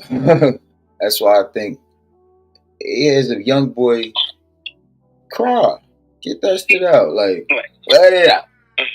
But understand, this is, it's got to stop. Like it's gonna stop, and it should stop earlier on because, So in stages. So I see what you're saying. So as you grow up in stages, and you keep scraping your knee, the less you're gonna cry about it. The less you should cry about it, because you're starting to learn how to not be so, right? Is that what you're saying? And I'm just using the scrape knee as an analogy. Yeah. Right. Okay. Yeah, like, I see what you're saying. For example, like, I don't really do this, but I'm gonna do it. This is me talking about my personal thing. I use myself. You said you were gonna do it. Right. I use myself as a personal example. It's my anecdote. Like I was saying, like growing up, no dad. Like not, it ain't even no dad. Like it's understanding that my dad died. Like you know what I mean, like my life is starting, and my dad didn't even get it. I didn't even, you know what I mean. Like we ain't have no experience. Like just understanding that just was like okay, and knowing that from a young age, like I'm gonna be a man, and I'm gonna be a dad, and I'm gonna die one day. You know what I mean, like. That was something already solidified, and then a cousin died, his auntie died, another aunt of mine passed away, family members died, and then just homies just died. All that, so death was just like okay. I became numb. Like I was the guy that was walking down, kissing every corpse, and just like. It was just, eerie. But I understood that this is life. Right? Girls. I knew that, and mind you, I was always short when I was younger. I got tall when I got older. I don't growth spurt like a muff. But girls is something that I always understood. That they're gonna fucking break your heart, man. Like they're gonna play you. It's just gonna happen, whatever. But that one that actually really rock with you, you cannot fuck over. Because when you do that, that's like, eesh, it's gonna get bad for you. And the fuck, hey, that happens, right? It happens, but you can't. Well, what I'm saying is. Again, you gotta understand that girls are girls. You are you, and there's one girl that's right for you. You can't just treat all the girls like she's that one girl type of thing. You know what I'm saying? Like work, ambition, all these things I learned early on. So now in my 30s, when I probably might have an issue, or I'm having some real, like last year was a rough year for me. You know what I mean? Like, yeah. What made it more rough for me is that I stopped doing things that I knew since I was young. Like I didn't pray as much, right? I didn't try to tap in with the creator. Like I didn't get on my knees as much. Like, you know what I mean? I wasn't asking why and things like that. I was more so falling into, numbing or just spearheading down the wrong way. You get me? Like, and I had to wake up. Like, what the hell? I learned all this crap in my early 20s. Like, I gotta get back to me. I had to become back to myself. So, crying and things like that, and being vulnerable, things like that, is things that I know since I was a kid that it don't rock with what being a man is, right? And again, it's no shade or no offense to nobody, but it's my anecdotal experience and how I came to be this way. So, okay, I see what you're saying. So, for you, it's just not something that works well for you. Mm-hmm. I can see that. I mean, to each their own, right? People deal with things differently. So, not to say yours is right or wrong, because that's what works best for you. Some people, they get physical and they punch a punching bag. You know what I mean? So everyone deals with things differently. So I could see that. All right, we got 4 in the clip. Let me grab these real quick. We got TBS.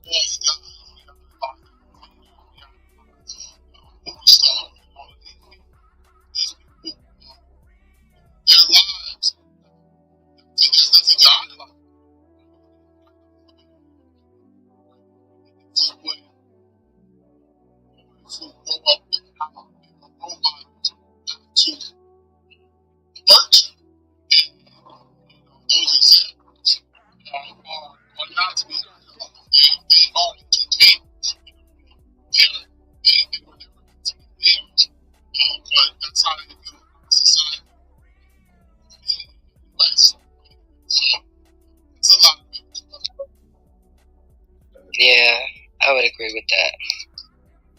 Because, I mean, you idolizing people you don't even know. You don't see their real struggle. You don't know what they're really thinking.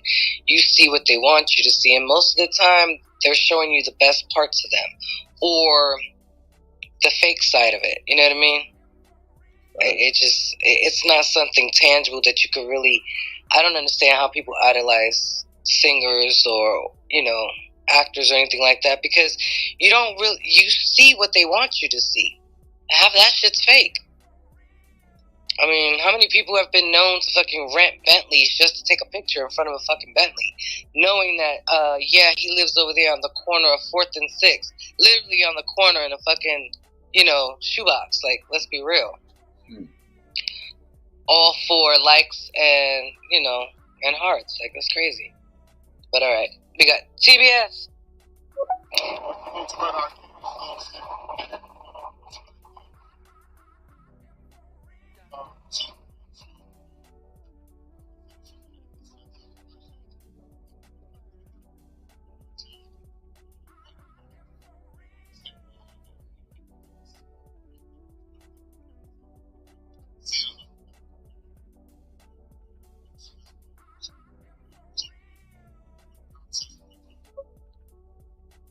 Gracias. Shout out to TBS. Absolutely. All right, we got another one from TBS.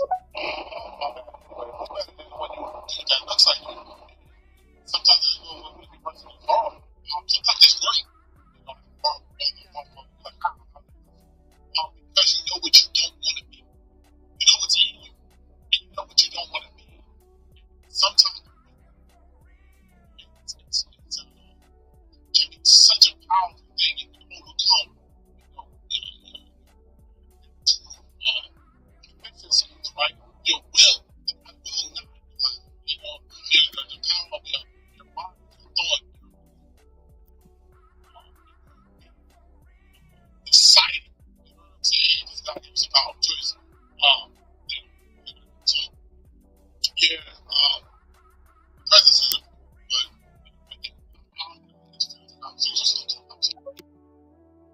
Shout out to you. That's a lot of wind he's driving. Shout out to the brother. Okay.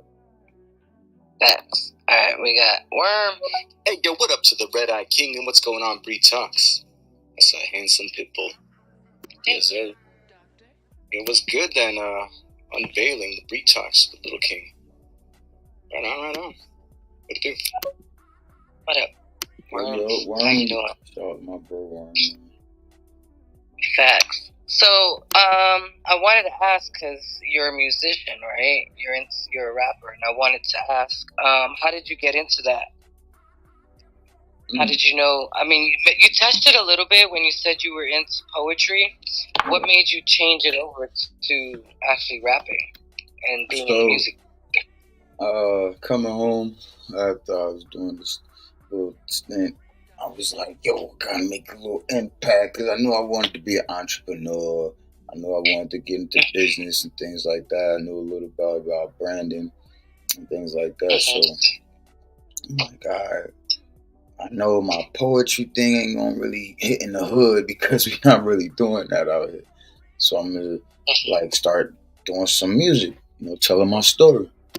And I think my first rap was on you guys remember the Niggas in Paris with Jay-Z and Kanye West? Mm-hmm. Yeah, I think that was my first in studio on the mic rap. I can't remember that shit, but it was some so, and I just started going. And from there, I was like, all right, cool. So I know that I'm not on beat, so I gotta practice how to stay on beat and things like that. So I went through all that early shit as an artist, and then I started actually like, all right, bet I'm gonna start putting some things together, and that's what I started to do. Start putting projects together so I could release to depict or to express like what I've been through in life. You know what I mean? Because I wasn't really the guy that like to take pictures. I was like, yo, you take a picture of me, I'm punching your face. You're gonna take a piece of my soul. You know what I mean? Like, I was one of those type of guys, like, yeah, like chill. My like, soul. I was real, I don't know, I was different, man. So when I got locked up, I got shot, I've been through all these things, and I survived these different experiences. I'm like, all right, you know what? Let me put it together. And yeah, I started doing rhymes. But woo, the toughest critics is the ones is your partners, your neighbors, shit. So early on, like I wasn't big. I was like, oh nah, y'all niggas ain't gonna put me. I just went back outside and started doing what I know I was doing, and started crushing it like that. But always stayed doing music though. Like I said, started getting on stages and performing, having fun there. First time I ever performed was in Philly. It was in Philadelphia. Stop the Violence. I had the opportunity to perform there. I performed out in Jersey, different clubs, different stages, Brooklyn. One time. So I'm like, I don't want to be like that rapper. I want to be, I come from singing in the choir, like, you know what I mean? So I'm a test. I only say sing like Chris Brown, Trey Songz, but I'm gonna, get a little melody, vocalize it a little something. So one day I did an open mic in Brooklyn, and the song of choice was High for This. And I don't know what happened, man. I practiced that damn song that whole week, but that night, I don't know, I lost my voice. And I still got up there and I started singing, and I'm like, you don't know what she do. But I'm like, oh my God. And everybody still clapped it up, rocked out.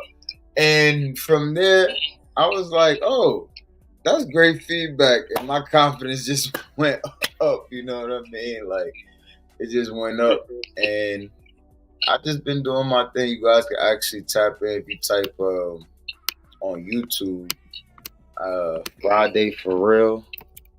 Friday, the number 4, REAL. Death Before Dishonor. Dishonor. And you'll find one of my oldest tracks. It says it's on the page, Tupac's Nose Ring. Yeah, that right there. That's one of my older tracks. Everybody was like messing with it. Everybody was rocking with it. Only thing, I never did a video for it, so I didn't really push and promote it. And that was my thing. I got behind the camera and then jump in front of the camera a lot when it came to my own projects. So we about to have fun this year, man. A lot of videos dropping, a lot of new music dropping. You know, we going crazy.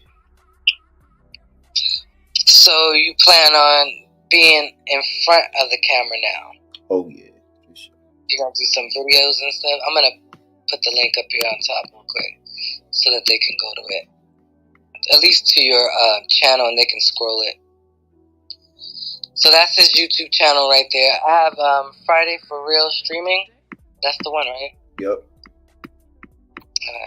Yeah, that's his YouTube channel. Make sure you guys follow him. Check out his stuff, like, subscribe, you know how it is.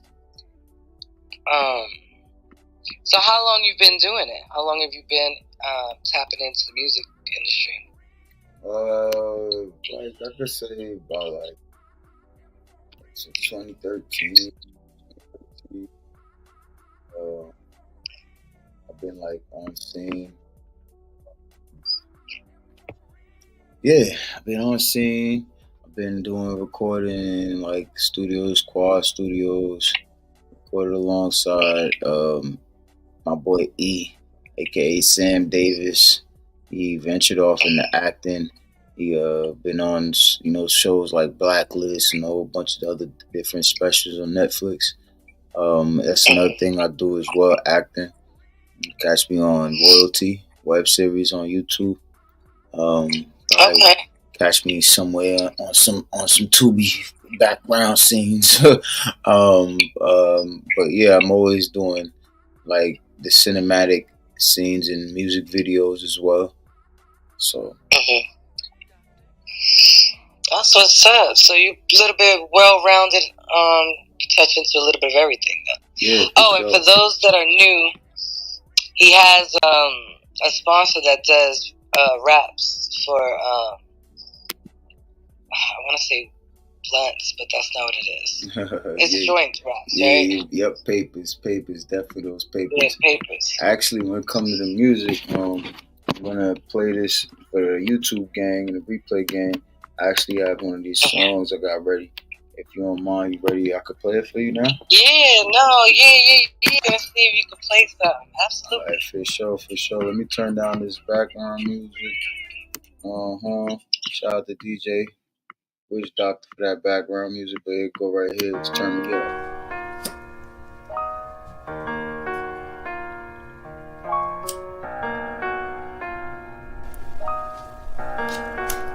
Go crazy, AG. For real. I am. Biggs over the city, 973 shit. Yeah. On this road, you running the savage. Can you say they really killers? Ride round with it in the whip, they ain't never feel the trigger. A couple thousand in your pocket, little swipe in your wallet. Couple keys to open doors, you ain't a boss, you need to stop it. Never help the bus a play, never jug the kid, yeah. Never ever feel the same. Pussy, you just in the fuck. Yeah, I see it in your face, you feeling a little out of place. Every day you up for the ride, you feel it in your gut today. That's what happened when you roll around the real, my nigga. That's what happened when you roll around the real, ma. You ever had her on your dick? I mean, really obsessed. Pulling up for the plate, you licking diamonds off your neck. That's what happened when she rolling with the real, my nigga. That's what happened when she rolling with the real, my nigga. Gotta get to it, yeah. It's all about a check for that bag. Get in your bag, get it. You boy, give it your best. That's what happened when you rolling with the real, my nigga. That's what happened when you rolling with the real, my nigga. That's what happened when you rolling with the real, man. That's what happened when you rolling with the real, man.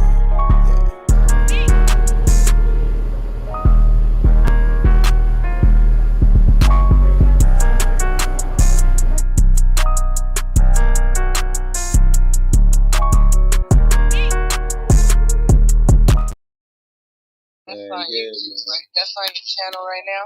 Yep, that's on my channel. That's one of my videos that I play on my channel for commercial break. Let the people see what's going on. Definitely gonna be one of the songs that get released this year with a video and so much more, man. We got a lot going on, man. Shout out to the gang, man. Yeah, absolutely. You got a lot going on. You got your hands in a little bit of everything. What do you do to stay focused? And what do you do to just kind of like take a breather? What does that look like? Well, I got like you see these two dogs. When I'm when I'm on these walks with them, or like I got my time like away from everybody. Like this new one, this white one, he knew, but my dog, like I like to spend a lot of time with my dog. Like I don't know, I'm weird like that. I talk to her. She don't talk back, but I talk to her, and I just be letting her know, like, yo, yeah, this is what happened, and we gonna conquer the world. And I just be, I write. I got these two notebooks right here that I just started writing in. These new notebooks, leatherback. Right, jot down a lot of notes. You see, I got a board right here. Jot down things. Fitness, though. Fitness is my actually number one go-to to keep me stable. Do a lot of push-ups, pull-ups, circuit workouts. I'm not gonna say I'm the best, fittest shape of my life, but I'm not out of shape at all. But I like to do my push-ups and things like that, and meditation. Getting back into praying. Banging my head on that ground. Just clear my little area so I can office a lot. Yeah, man, just try to my best to keep a healthy, well-rounded lifestyle. I just got off a 7-day fast before the ball dropped. I was supposed to do another 7-day fast. Sorry to the real family. I was supposed to do that on the 21st, but something happened. I didn't get to get all my stuff in order, but we're gonna get that rocking right after Valentine's Day with you damn demons that want to be out there chasing that chocolate and chasing that cat. Something. But on the February 15th. Not the chocolate demons. February 15th, we're going to do our 7-day fast. Water and fruits only. We're going to get back right. Okay, that's what's up. I like that. That's dope. Minus the chocolate demons. But that's funny. So you do it for 7 days? Oh, so it's like a challenge with your followers and your people and your crew? Yeah, pretty much, yeah. I'm trying to create these channels, these challenges for the channel and for the people. And also it's going to be before Ramadan this year. I think Ramadan is going to fall in the early end of the year. So, yeah. Oh, okay. Get ready and prep for that. Okay. Oh, all right. I like that. So this year you seem, because I know you was tapping into your music and stuff. So going forward, like this year, what can we expect? Are you gonna release some more music? Do you got like something in the works? Oh yeah, definitely got music coming out with Billy Green. You guys tapping with Billy Green. He's actually the CEO of True Water Papers. We got some music coming from me and my boy J. Lou, man. Actually, J. Lou and I have my only track that I actually let be public. I was so I'm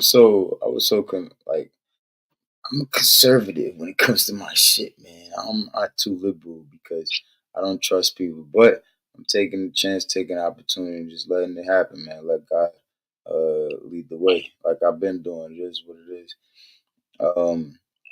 So J. Lou, you can catch out Friday for real, or J. Lou featuring Friday for real. It's called Certified on all platforms.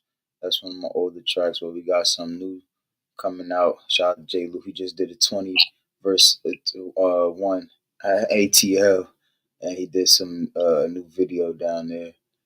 I just shot another video with Tony Masana Films. You know, like I said, as the producer, we using Loyalty web series. We doing the movie this year as well, coming out. And yeah, man, we running it up. And more importantly, damn it, what I'm doing?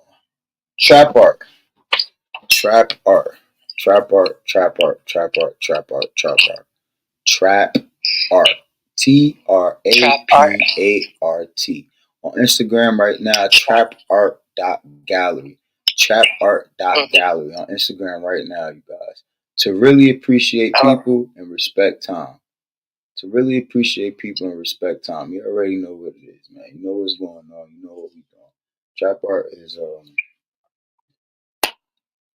it's family. You know, my clothing sponsor. You know, everything I rock is trap art. Majority of the time.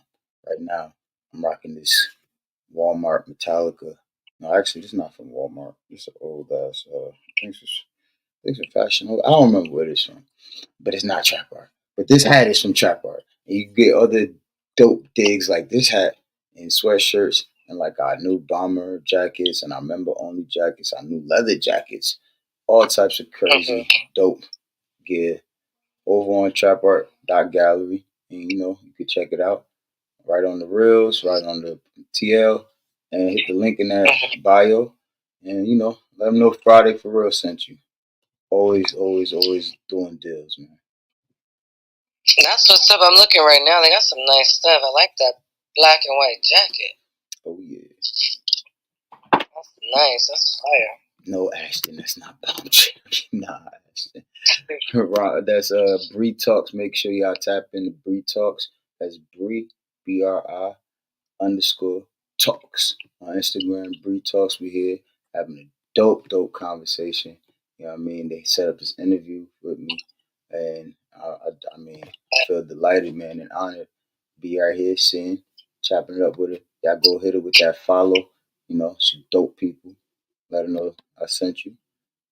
Bree Talks. Bree _ talks on Instagram.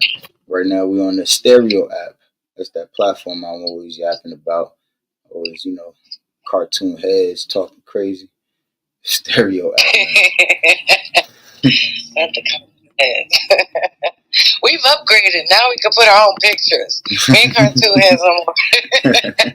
Facts. We've updated. Shit. But you did say you might potentially be coming to the Palooza. So Oh yeah. hopefully that'll happen. Oh yeah, for sure, man. That Palooza dropping February 17th, I think it is actually. All right. Yes, sir. February 17th. February 17th at the Sherman Showcase in Pennsylvania, in East Stroudsburg, Pennsylvania. Yeah. Oh yeah. The Sherman Showcase, y'all. Make sure y'all go. It's dope. It's gonna be dope. There's gonna be roughly around 10 performers. So hopefully you can ride in with Zombie. You say you were thinking of coming in with Zombie? Oh yeah, for sure. Yeah. Hopefully you can make it in, because that'd be dope. And I'll pull up it's gonna be a good experience. Well. It'll be dope, awesome. Yeah. But I want to thank you so much for sharing this with me and opening up to me and being yourself, allowing me to dive into who you are and what you're about. And shout out to you for having your hands on a lot of things. You seem like a pretty well-rounded, guy. And yeah, this was great. This was absolutely great, and it was a pleasure meeting you and knowing that you're an OG. I'm over here thinking you somebody new. Come to find out, you've been on here as long as me. Yeah, I had did my we all we be having our stints where we leave and come back, and I said I was never gonna come. I'm done, but you know I ain't gonna cap. This where it's at. You know, everybody that's been here for as long as we've been here, you know why you've been here. So cut it out. Exactly. Exactly. You know why you still here? Because you love it. No, just Straight kidding. like that.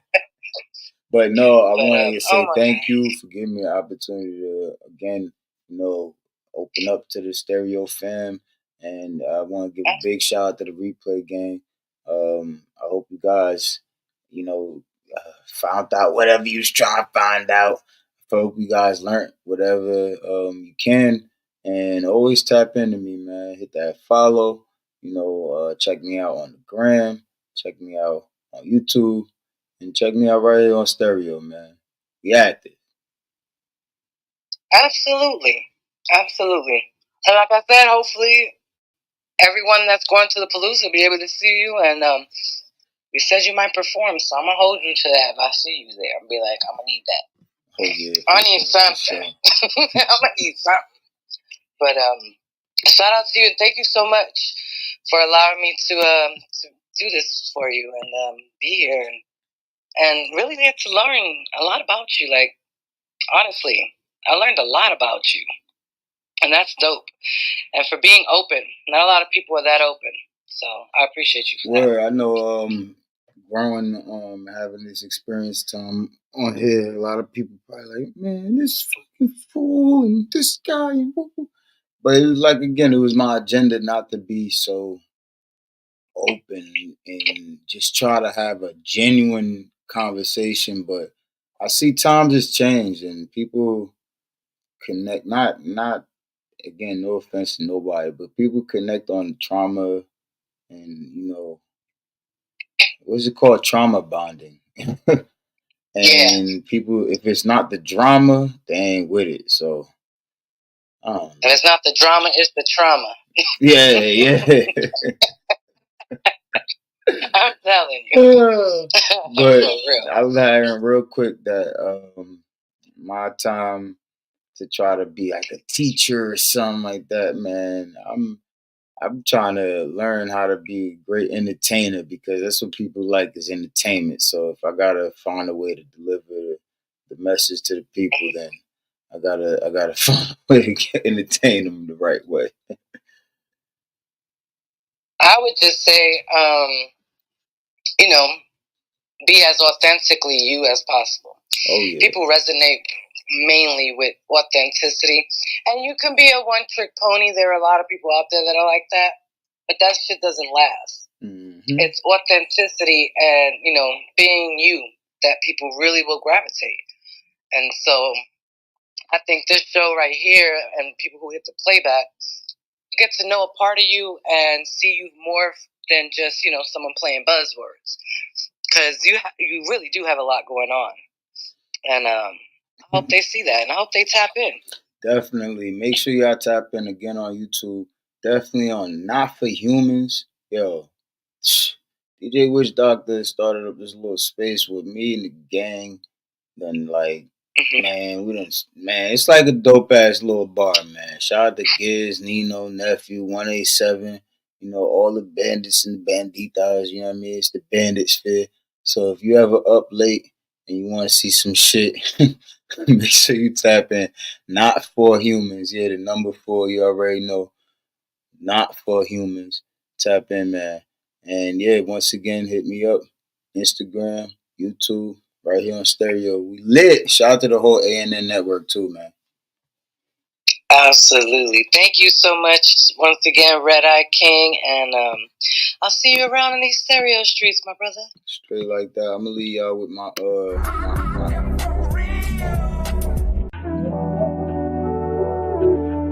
everybody put the scores up. Put the scores up.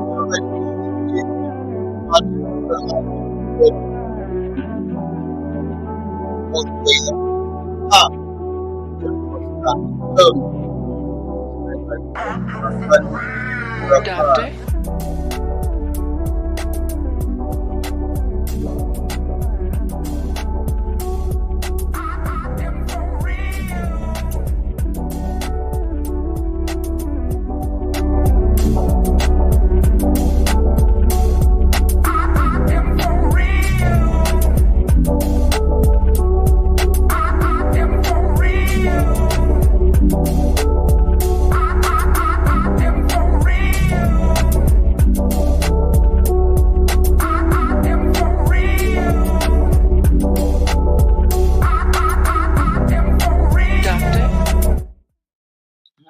For real.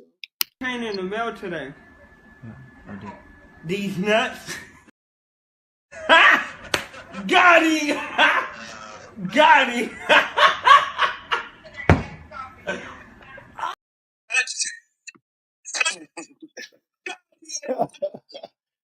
Yo, shout out to y'all, man. Shout out to Oh my y'all, God, man. that was so dope. You already Once know. again, shout out to Red Eye Till King next time.